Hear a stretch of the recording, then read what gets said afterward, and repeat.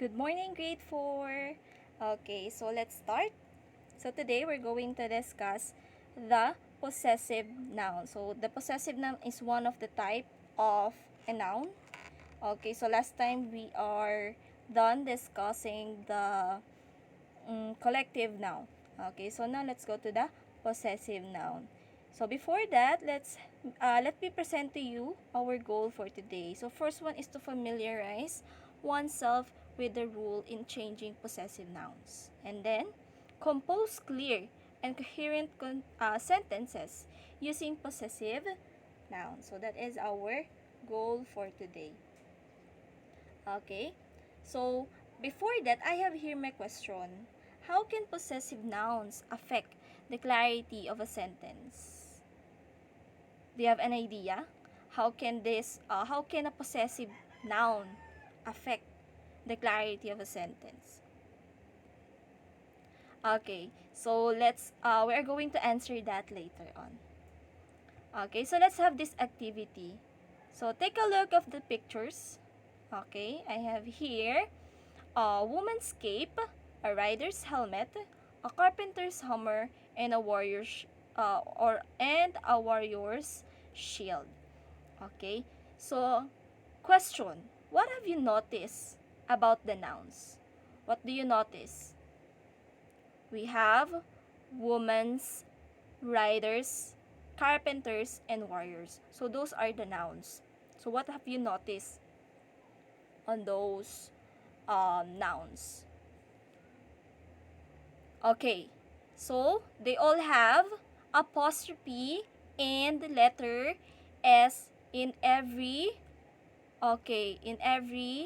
end of each noun word.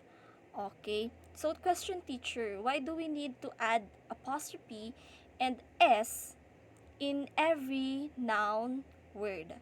Okay, so later I'm going to explain why do we need to add those. Okay, let's have a short review. Okay? So last time we discussed about the collective noun. So when we say collective noun, it is words, or these are the nouns used to describe a group of items. Okay, or a group of nouns. Okay, let's say for example, choir of angels, um, bed of snakes. Okay, so when we say choir of angels, meaning the word choir is a collective noun here that describes the group of noun which is angels. Okay? Bed of snakes. So, the collective noun there is the word bed that describes the group of a noun which is snake. Okay, so that is a collective noun. So now let's go to the possessive noun. Okay? So when we say possessive noun, it shows ownership or possession. Okay? So we have we have 7 rules in forming the possessive form of noun. So the first one is possessive form of singular nouns. So in most cases, an apostrophe plus S is added to most singular nouns and to plural nouns that do not end in S. Okay? So remember, even though as long as the word or the noun is in a singular form or in a plural form, as long as it does not end with letter S, we always add apostrophe and letter S at the end of each noun word. Okay, so look at this first sentence or first example. My mom's cookies are the best. Okay, so the word mom here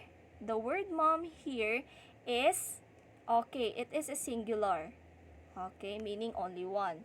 Okay, that is why we add apostrophe and letter S at the end of the noun word, which is mom, to show ownership that the cookies is his mom's cookies. Okay, meaning the one who made that cookies, or the one who made best cookies, or the best cookies, is his mom. Okay? The second one, the children's clothes were all over the floor. Okay? The word children here is a plural. So meaning more than one. Okay, okay, since the word children here is does not end with letter S, it's okay for us to add apostrophe and letter S at the end of the word children. Since the word children, even though it's plural, it does not end with letter S. Okay, that is why we add apostrophe and letter S at the end of the noun children. Okay, to show that the owner of those clothes, this one, the owner of those clothes is the or are the okay, children. Okay? So again, when we say possessive noun, it shows ownership or possession. Okay? So number 2, possessive form of plural nouns. Okay, so this time plural nouns. The first one is possessive form of singular, but this one is plural nouns. Okay, add an apostrophe to plural nouns or other nouns that already end in s. Okay, so let's say for example students. The word students is already a plural and it ends with letter s. So meaning we do not add s anymore. We just add apostrophe at the end of the word. Okay? So look at this example, students. Okay? Since it's already plural, in that sentence, the word students, it's already plural and it ends with letter S, we add, we add apostrophe. Okay? We add apostrophe at the end of the noun word, which is students. So teacher, why not we add or we place the apostrophe between T and S?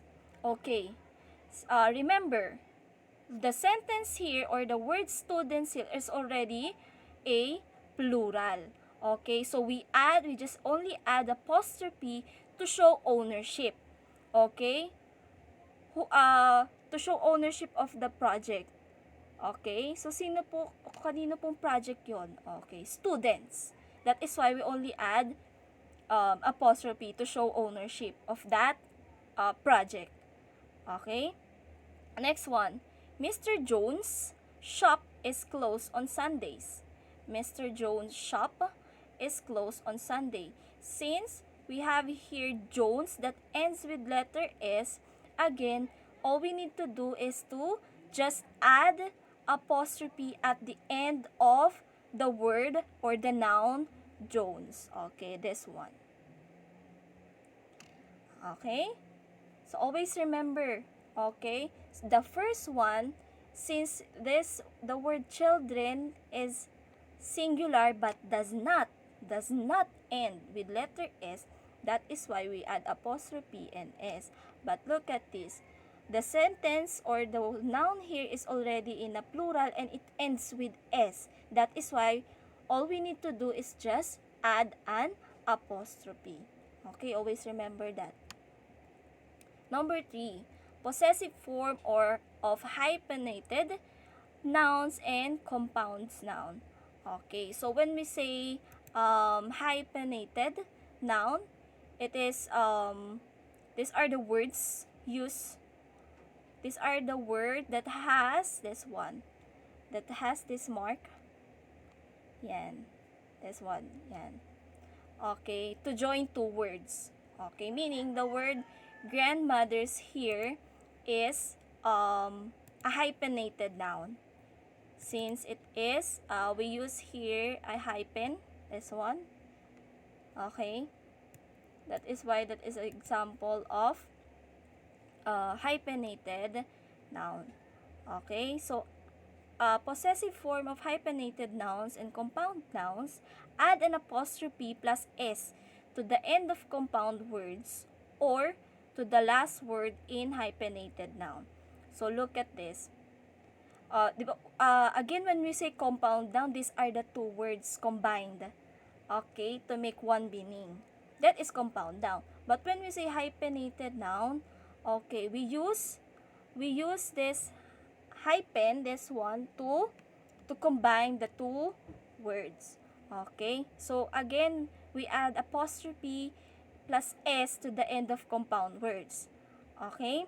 Since the word high school here is a compound word, we add we add apostrophe and s at the end of the word schools. Okay, so again, when we say compound word, combined, these are the two combined words. Okay, but here in the grandmother, since it is hyphenated noun. Okay, we can still add a we add apostrophe and letter s. Okay, at the end of the grandmothers. Okay, so again, add apostrophe and letter s at the last word or at the end of a compound word or compound noun and hyphenated nouns. Okay? So the first one is example of compound noun. The second one is example of hyphenated noun. Okay? Next one, possessive form of two nouns that share ownership. Meaning, we have here two nouns. But they share the same ownership. Okay? So, if two nouns share ownership, add the apostrophe plus s to the second noun. Since they are sharing the ownership, no? Okay? So, Maya, and Melody's parents are going on vacation. Since Maya and Melody have the same parent, okay, we add the apostrophe s and we have the apostrophe and letter s, okay, at the second noun. Okay, so the first noun here is Maya, the second noun here is Melody. The reason why we add apostrophe and letter s on the second nouns because they are the same parent. Okay? So same lang po sila ng magulang. That is why we add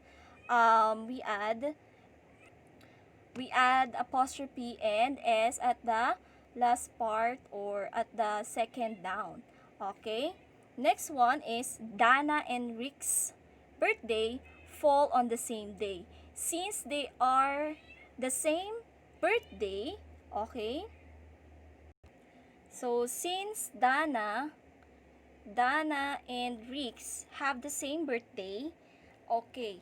So we add apostrophe and letter s at the second noun, which is Rick. Okay, so the first noun here is Dana and then the second one is Rick.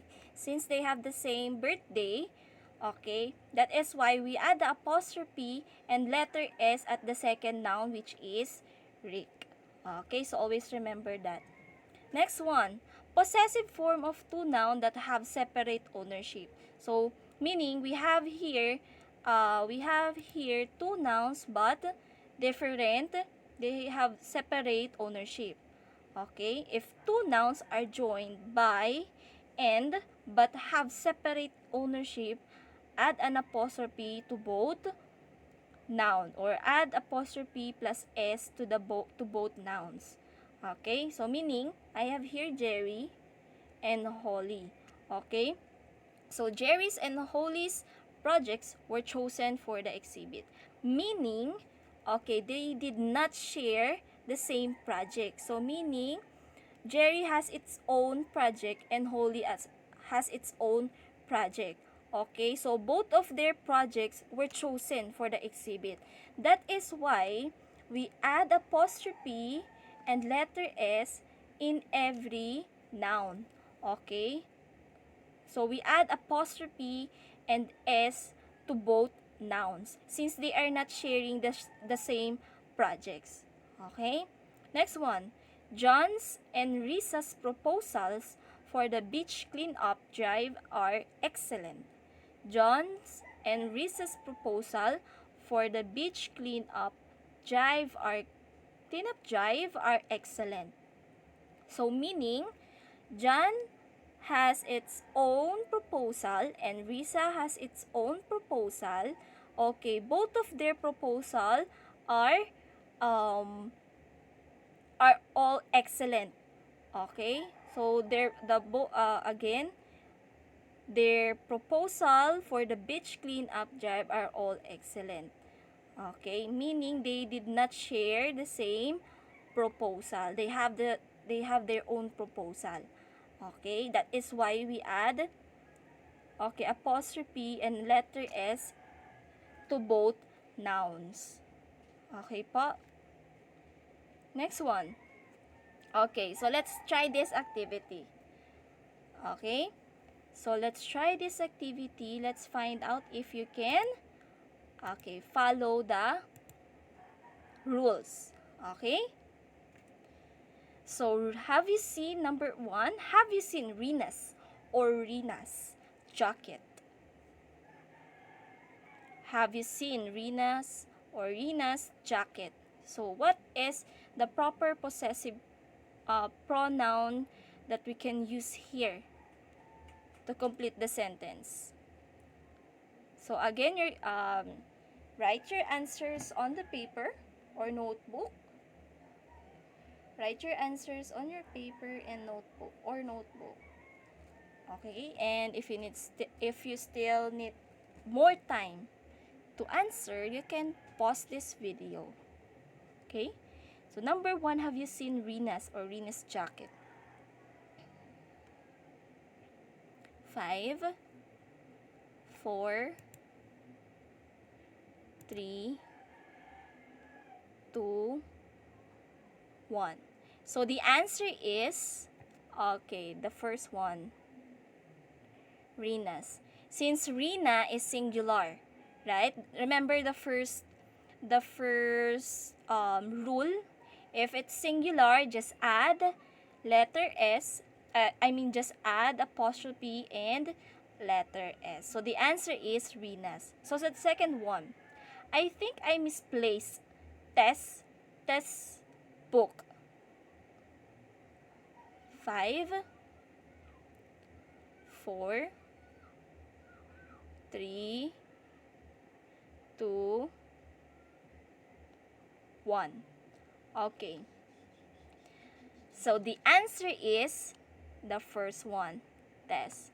Okay. So sure, why Tess? Why the first one? The second rule, if the word ends with letter S, add the apostrophe at the last word of or at the last part of the noun. Okay, so the noun here is Tess, right? And the word Tess ends with letter S. That is why all we need to do is to add the apostrophe. Second rule, that is our second rule. Okay, next one.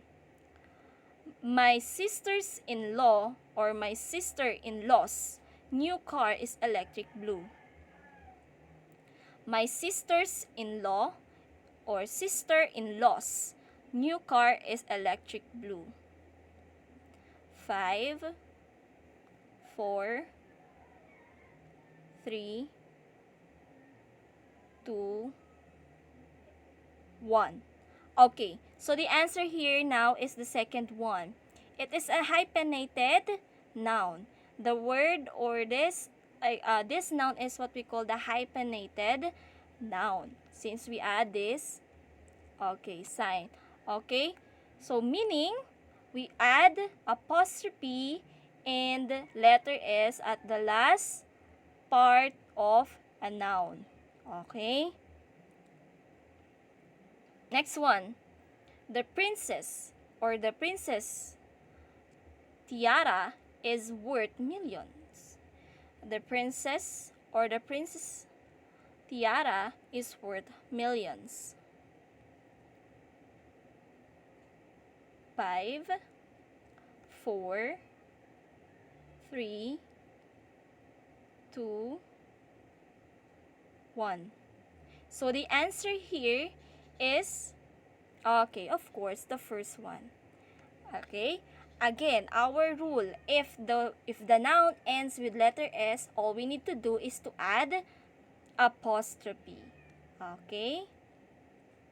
Next one.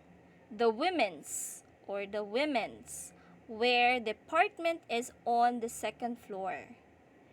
The women's where department is on the second floor. 5, 4, 3, 2, 1. Okay, so the answer is women. Yes, it is. The word women is plural, but it does not end with letter S. That is why we need to add apostrophe and letter S. So it's our first rule, right? Can you still remember our first rule? If the noun is in a plural form but it does not end with letter S, okay, always add apostrophe and letter S. Okay? Next one. Number 6. My heart's beating grew faster as I pick up my running pace. My heart's beating grew faster as I pick up my running pace. 5, 4, 3, 2, 1. Okay, so the answer is the second one, hearts. Since the word heart is in a singular form, why? We only have one heart, right?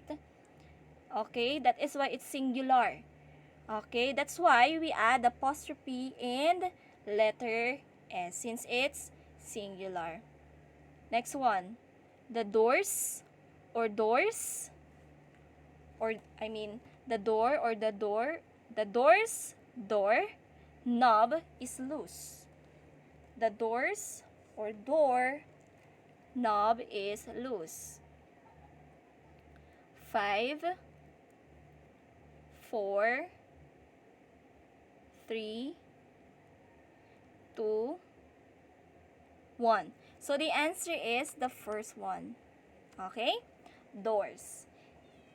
Okay, so next one is 8. Jack and Jane's entries to the contest came in first and second place respectively. Jack and Jane's entries to the contest came in the first and second place respectively. 5, 4, 3, 2, 1. Okay. So the answer here is the first one. Jack's and Jane. Teacher, why? Why not Jack and Jane's? Because they did not share the same entry. Okay, so look at the sentence carefully. First and second place, meaning the one who won the first place is Jack's entry, and the one who wants the second place is Jane's entry. So that is why they did not share the same entries. That is why we add apostrophe and S to each noun or to both nouns. Okay? Number 9. Her grandmother's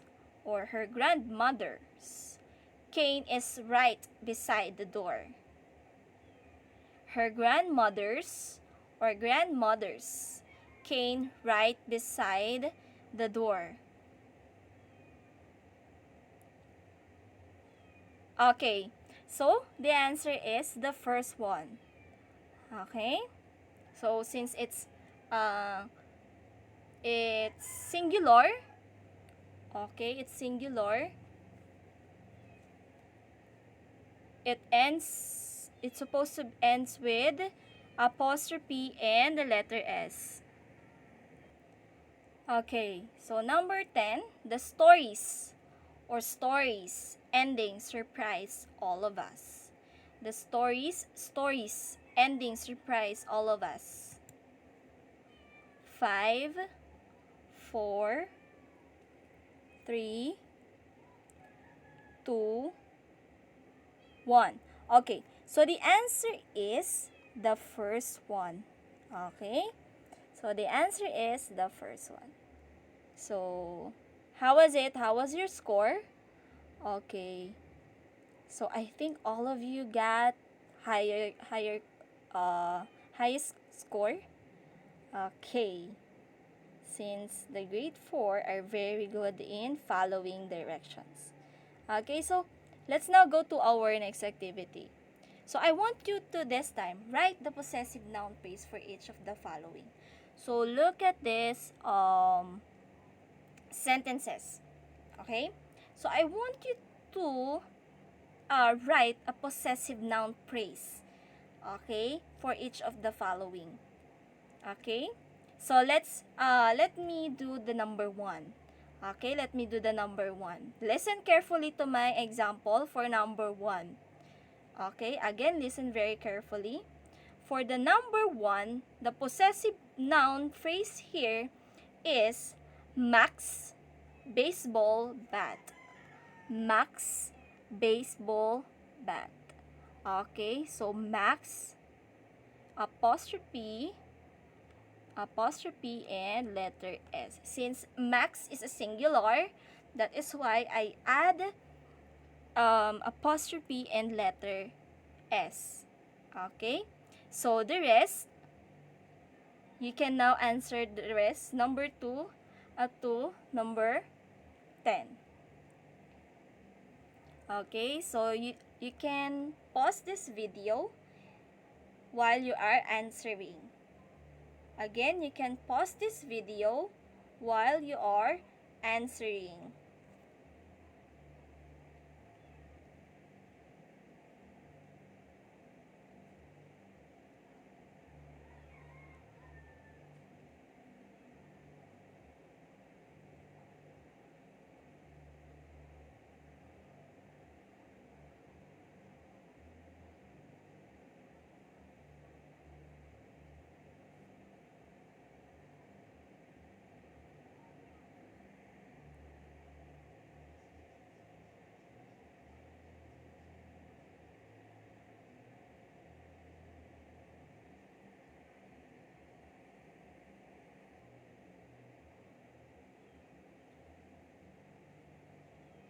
Okay, so let's check if all your answers are correct. So number 2, the father of Hans and the father of Wilma. How are we going to add or make a possessive noun phrase here? Okay, so we add apostrophe and letter S to Wilma and Hans. So this should be the answer. Hans and Wilma's father. Okay? Hans with apostrophe and S, and Wilma's with apostrophe also and S, father. Okay? So both of them, both Hans and Wilma should have apostrophe and letter S. Okay? So number 3, the book of her daughter-in-law. The book of her daughter-in-law.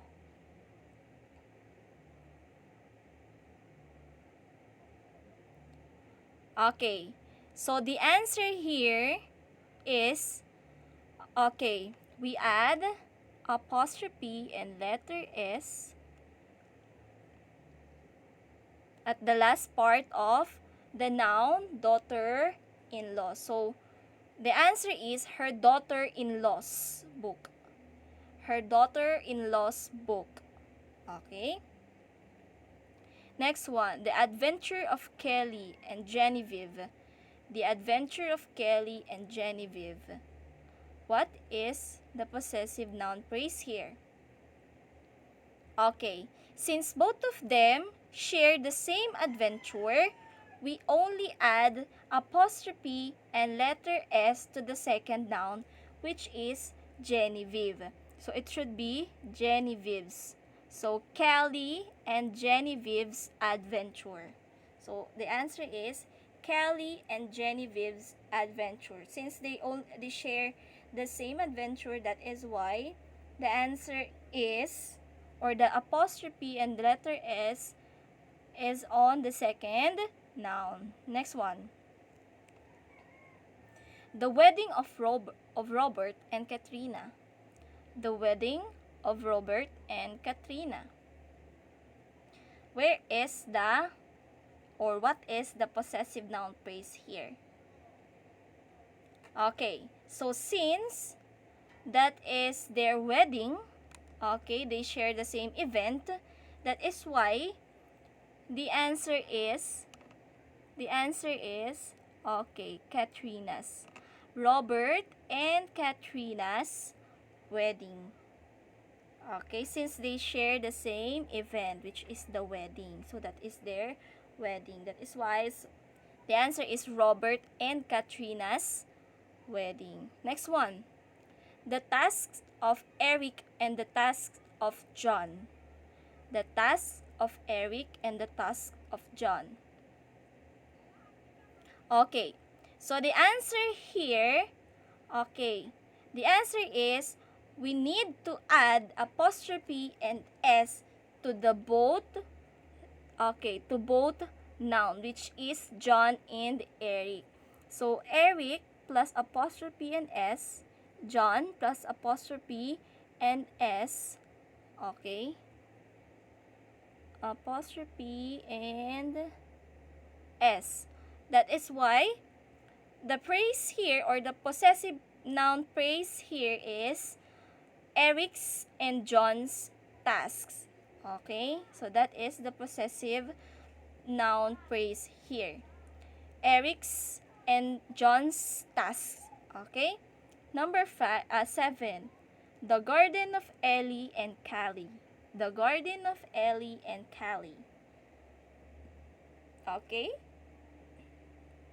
Okay, so the answer is, since the garden, okay, so since the garden here is shared by Ellie and Callie, that is why the possessive noun here, or the apostrophe and the letter S, is added to the second noun, which is Callie's. So that is why the answer should be Ellie and Callie's garden, since they share the same garden. Next one. The dog of Mr. Santos. The dog of Mr. Santos. Okay. So the answer here is, we add the sorry, let me remove the line. Okay. We add only the apostrophe at the, okay, at the noun Santos, since the word Santos, right, is a noun, right, and it ends with letter S. That is why all we need to do is just add an apostrophe. So remember the rule. Can you still remember the rule? If the noun ends with letter S, just add only the apostrophe. Okay? So the possessive noun phrase here is the word Mr. Santos dog. Okay. Next one, number 9. Number 9, the Cakes of Heart Bakery. The Cakes of Heart Bakery. Okay? Okay, so the answer here is Heart Bakeries. So apostrophe and then letter S. Okay? So since it is singular, we add Heart Bakery, we add apostrophe and letter S. Okay, so the answer is Heart Bakery's cake. Okay, Heart Bakery's cakes. So that is the answer. Next one, the problems of soldiers. The problems of soldiers. The problems of soldiers. Okay? So the answer is, okay, so first let us identify where is the noun. So the noun here is the word soldiers. Okay, since the word soldiers ends with letter S, it is plural, okay? It ends with letter S. All we need to do now is to just add an apostrophe at the last part, okay? Add apostrophe after letter S. Okay, since the word soldiers ends with letter S, again, just add apostrophe. So, the answer here is the soldiers' problem. Okay, so I hope all your answers are correct, and I hope the lesson is clear. Okay, so again, if you have questions, you can message me. Okay pa. So, what do you do consider as your most prized possession, and why do you consider it as such? Okay, what do you do consider as your most prized possession, and why do you consider it as such? Okay, so same paper, you're going to answer or give your explanation about that question in a one paragraph only. Okay, so what do you do consider as your most prized possession? Wow, you are most prized possession, and why do you consider it as such? Okay, so next one. Okay, so for your next activity, I want you to get a paper. Okay, so take note of the words dragon, sword, crown, kingdom, and diamond necklace. Okay, diamond necklace. Assign an owner to each of the items. So it can be your mom, it can be your dad, it can be your lola, tito, or your cousins. Okay, then create a very short story making use of the given words, as well as the proper possessive forms of the nouns you choose. Okay, so a very short story only. Okay, and then your characters may include your mom, your dad, your cousins, your tito, tita, ayan. Okay po, a very short story only. Okay, and then make sure you will apply the proper possessive forms of the nouns. Okay? Okay, so for your assignment, okay, I have here a paragraph, and then I want you to look and underline the possessive noun, and then identify whether they are correctly written or not. Okay? So identify if those possessive nouns are correct or not. Okay, so don't worry, I will also send this to your Quipper. Okay? I will send this as a message in Quipper or as a class announcement. Okay? So if you have question regarding to our lesson, clarification, reactions, or concern, okay, message me immediately. Okay? So that's all for today. Okay, thank you so much grade 4 for listening. If you have questions, okay, don't be shy to ask and concerns. Okay? Thank you so much grade 4. Goodbye.